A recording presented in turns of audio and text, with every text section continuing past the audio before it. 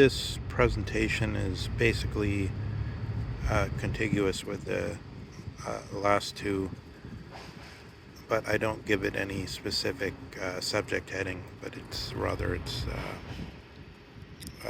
various. Let's begin by retouching on this problem of whether we can bring other thinkers of the first rank to the Heideggerian thinking under the notion that Heidegger has produced something that has the capacity to be developed, or the so-called Entwicklung Fähigkeit. So looking at this tract, which comes out of the ideological core of modernity, so far as we can locate that properly in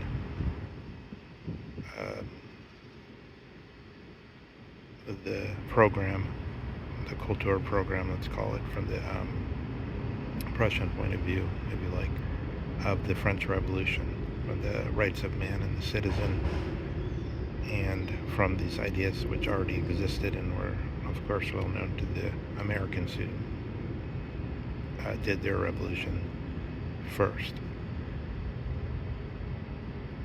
We have this institution called the École Normale Supérieure, and from this we have the produced in the 30s, I think, in the 1930s or so, the scholar from the island country of Martinique. And an aside, I mentioned that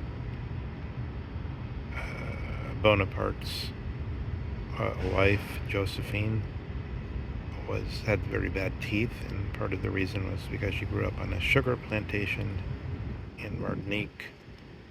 She also perhaps imported the mores or morals of Martinique when she insisted that she must have an open marriage and be allowed to take other sexual partners while Napoleon was away on campaign as part of the marriage contract. End of that aside. The scholar I'm thinking about is Aimé Césaire, who wrote this early tract, which later on, I don't know if it's still the case, but it used to be the case 20 years ago that PhD candidates were very proud to boast of knowing of this so-called post-colonialist discourse, but I think it's kind of old hat now almost. But one of the figures prior to Fanon, that's actually one of the teachers of Fanon, has written this tract on the discourse on colonialism. So this is a very short work with many points which are interesting. I don't think Aimé Césaire is particularly interesting in his own right.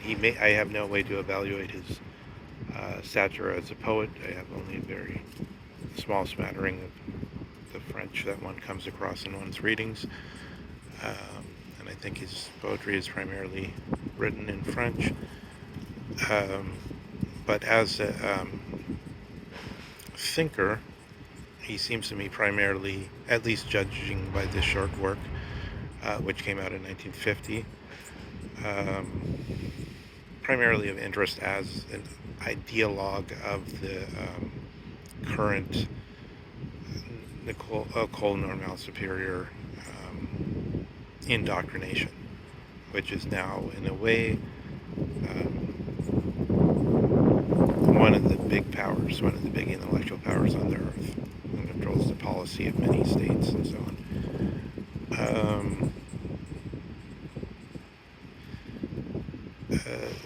So one point he's making is reminds me of this recent book, The Cannibal Metaphysics, the Castro book. The kind of points he's making touch on that, and he's telling us that the Europeans who have delineated this point where there's the children who need to be in some way come under the tutelage of the Europeans are sublogical, but he slips into the, I believe I'm arguing that it's simply a mistake, and it can be demonstrated to be a mistake, that some mistake has been made, so that actually it can be demonstrated that the most primitive laos or tribes or ethnoi can be shown to understand already the logical principle of contradiction as a reflective part of their innate thinking. This principle of contradiction means simply that we're aware, in the simplest form, we're aware that something seems wrong because something along, so anything like this, if it's a concept, it's unintelligible basically without a specific example, even though we may have an intimation of it, or we may feel ourselves to already understand it before it being said because we've heard examples of it or because we assume examples. But I give an example. Somebody says there's a tree, a great large eucalyptus at a certain spot, and then you go to that spot and there's not a tree there, and that's a contradiction.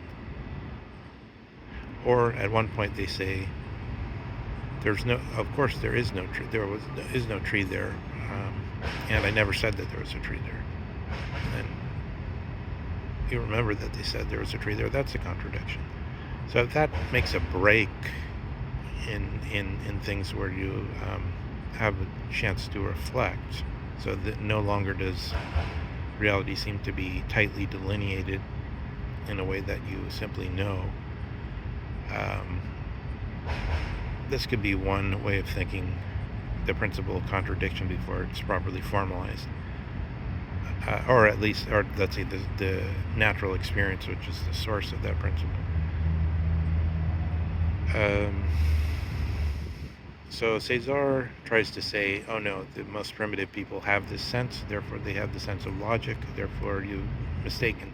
Then he makes, so this in itself is kind of unsure, but then he makes this a gross move where he cites some scholars saying, and you see the Egyptians and the Assyrians already had mathematics, and they already had some very advanced ideas, and therefore is this notion that the Negroes are children is obviously a mistake. At least if we say that the ancient Egyptians were black, unlike the current Egyptians, or it's sort of more red skin tone.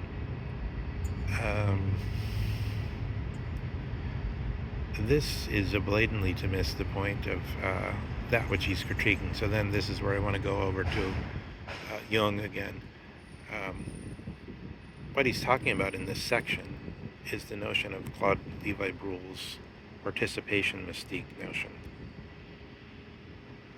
So Bruhl would not say that that advanced civilizations such as the Egyptians and the Egyptian hierophants who came up with math according to Aristotle and Plato, or the Assyrians with their advanced civilization with a great deal of variation of labor within that civilization as a mark of its advance, along from its architecture and its the other things we commonly associate with the civilization, although I don't think... No, also a code of laws, but not in the sense of not laws which were respecting of the principle of mens rea, or of the motive, which is what the distinct factor of what we think of when we think of law. consideration of something beyond strict liability.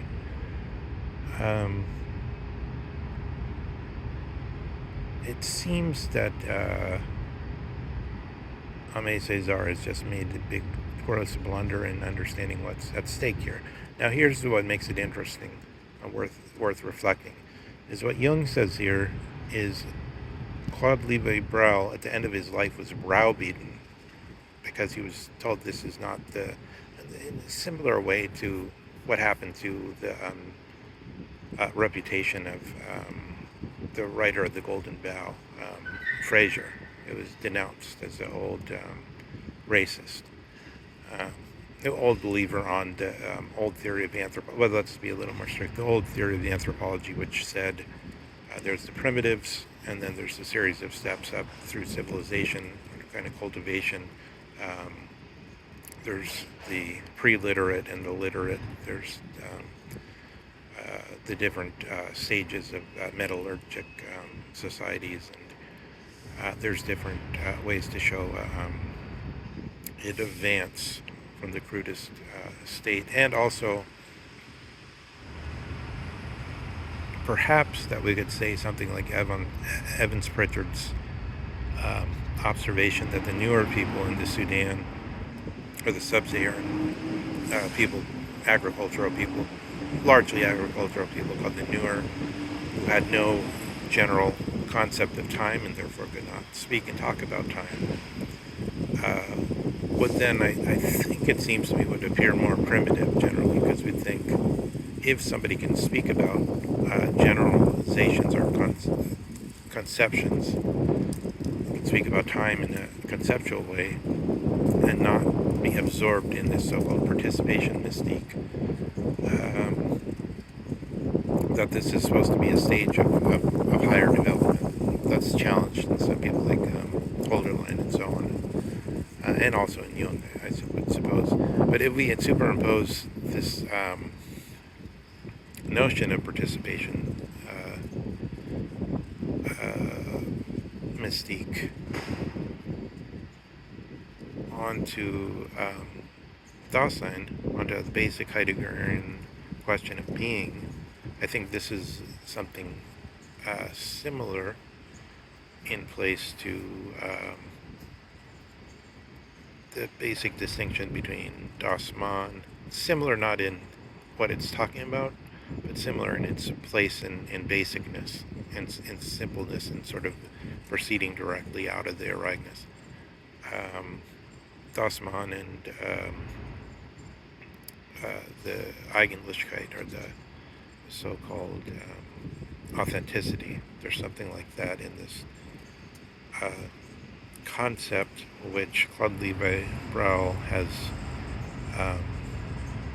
relinquished under pressure, apparently, at the end of his life, and then which, again, Aimé Césaire is taken as the moment to say, well, you see, they weren't that primitive. They weren't absorbed in the participation mystique.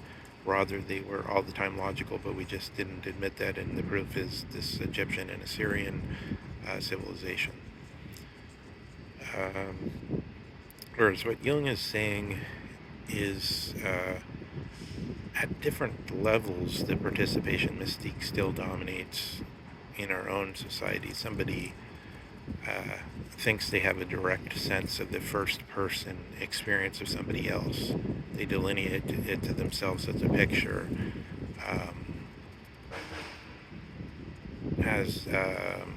without further ado. This person had in their mind this motive, and that's a fact. And that's how they see it. And when they remember the past, they say, and he was, he wanted to kill that man, but he only, and they don't even bother to say more, but they can see that that was the motive, first person, according to something like that, where there's this certainty of delineating the feeling of the other. So the Wikipedia page says that Jung has placed a participation mystique very close to the idea of psychological projection. Projection can also, we should remember, take this form of the so-called extractive interject. So maybe some people are more familiar with this, which is when somebody insists in a way that somebody else has a certain character trait in such a way that after a while the other person capitulates and goes along with it. That's his, Christopher Bolus is calling this the extractive interject. But it's along the same lines. It's this sort of violence of controlling the agenda of something else in a way that brings it totally under one's despotic, spontaneous control. So I think that's this whole matrix of ideas here, this whole complex, is very important for this subject matter, the absolutism and truth, and the other subject matter that touches on questions of legality between different nations and between different cultures. Okay, so we'll continue on this. I want to go to how this links up to Dugin and Benoit. There's a lot to be said about how this links to the idea of liberalism and Hegel. What is Hegel, for instance, an individualist? Is he a liberal? What's the difference?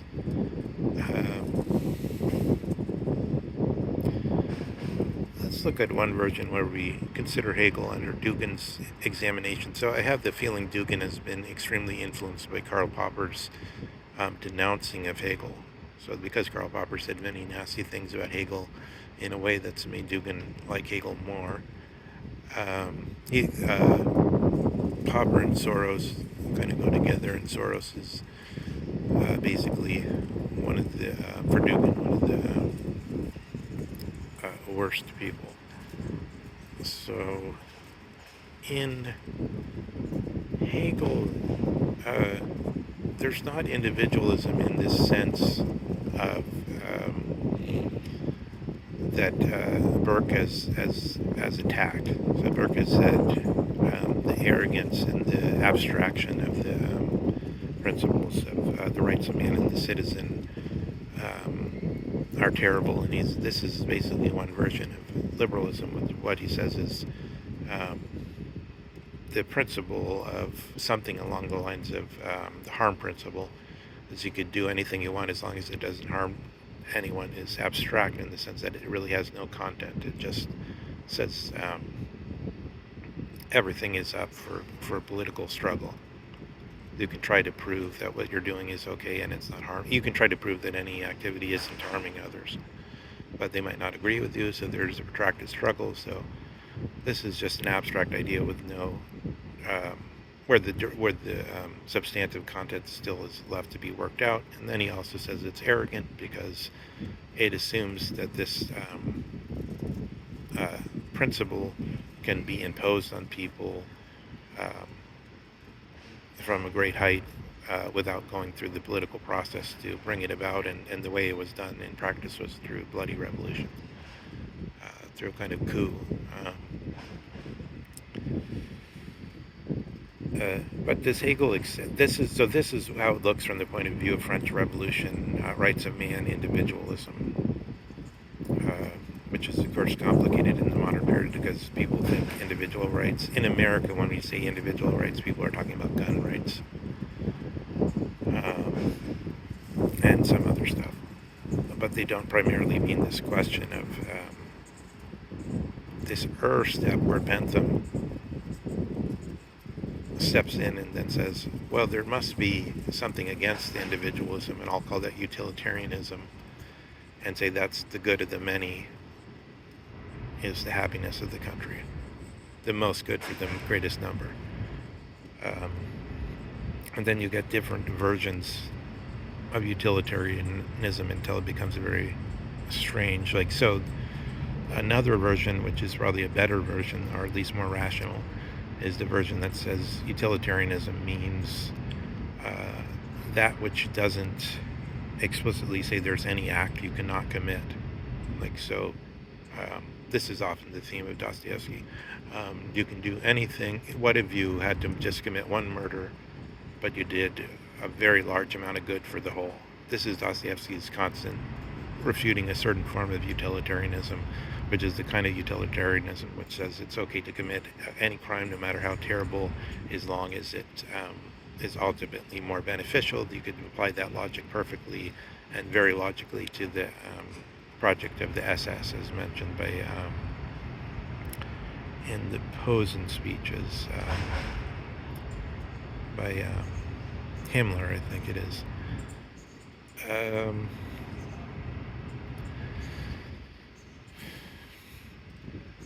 So there's these different versions of utilitarianism coming in against, but they're coming in against the idea of individualism. But is individualism identical to liberalism?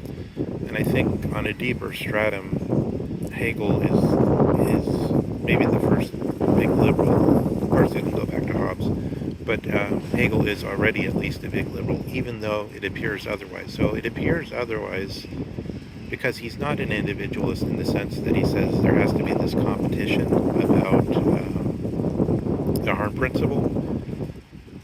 Instead, he says there can be scientific knowledge of the concepts because we're at the end of history, so we have the proper scientific knowledge of the concepts of justice, and he begins with being, on the concept of being, and on the concept of justice, and on everything we need, and therefore it can be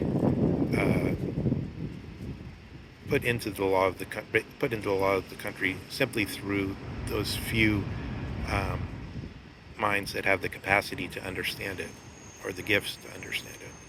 That's okay. He doesn't say everybody, no matter what their gifts are, must participate in this struggle to decide what they're allowed to do, so far as it doesn't harm the other citizens. So it's true. So that's the way that it makes Hegel appear like he's not a liberal. Then there's this very superficial thing where Hegel was against the liberals of his time, but that's just inner Prussian politics. It's not. It doesn't come to the level of principle in the same way, or even to the, in this sense, even to a level which seems to be of internal. Of the intelligence of God, as it were, because Hegel is basically saying at the end of history, we should know things that are true and permanently true, and therefore be identical to what God knows about justice, about how to make laws, and so on. That doesn't mean there's not a history and not openness in some sense within those eternal principles, but you know the principles, and then you probably know the principle of how much you can adjust those to meet with your historical circumstances. But I think the problem here is that as soon as one would admit that if the people with the most capacity to derive those principles, or the people with the most gifted in thinking, the people like Hegel himself are able to think through all these things, would come to the conclusion that the harm principle is a good way to do this. They could do the same thing. That's in fact what actually happened in a way. So a few people have decided that the individualist way is better than something like the most good for the most people, which is a kind of scientific statement which is also a kind of scientific abstract statement, because then you have to decide what good really means, which is, you get that in Mill's version of utilitarianism, in his little book on utilitarianism. You find out what good means is extremely subtle problem, because it can't be what pleasure means. What pleasure means is an extremely subtle problem in this whole falsific calculus, or however it's called, this whole calculus of pleasure is extremely difficult, because you can take pleasure from doing a just act, you can take pleasure from some intellectual pursuit, you can take pleasure from anything, so that what pleasure means isn't limited to the old sense of a good meal, or electrical heating in the winter, or bathtub or something, but it's very open, what pleasure means. I think in this sense it's difficult to see that Hegel, since he's begun with the principle that all the citizens, the government should be arranged in a certain way, and the principle of the citizens being all equal, and accepted the French Revolution and the rights of man in that sense.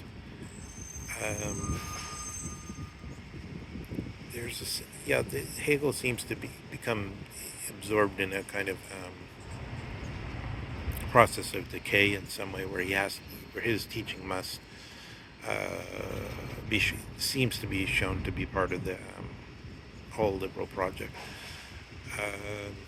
especially for the reason that it's clear that he can't tell you everything in advance, right? There's a deep problem of casuistry, so he can't tell you in advance how to act about AI, how to act about things that haven't arisen yet. Whatever Hegel himself has written is not going to be sufficient. There would have to be some application of his principles to the new situation. I think that's sort of the hard argument for the problem, that even if he has claimed to be at the end of history and to know the principal concepts, being justice and other principal concepts, he fails, because he has to meet with the continuation of the need for new law and regulation for things that didn't exist in his time. So there's some other problems that arise from this essay that I'm still thinking through, and maybe we can retouch on them at a later time. I think it links up again well to the idea of somebody being in one idea totally.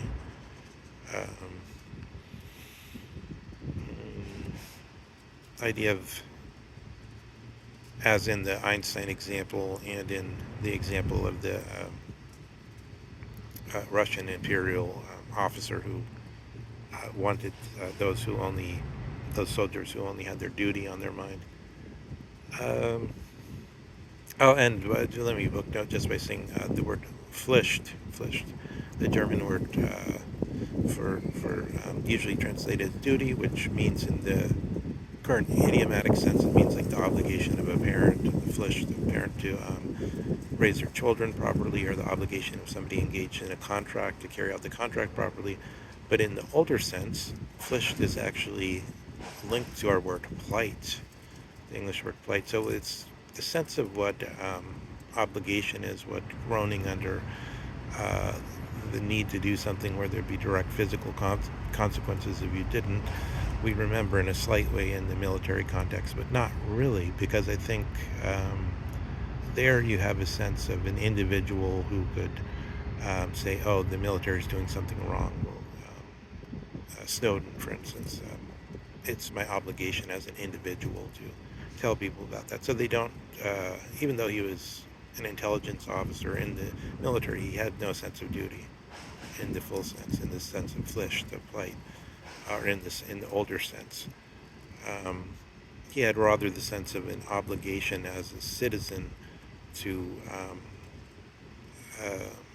show what the government was doing to the other citizens, which is predicated on this, which Hegel is locked into, I think, in some way, is this separation of church and state, and the separation of, deeper separation of society and government. which is the result of this attack on absolutism.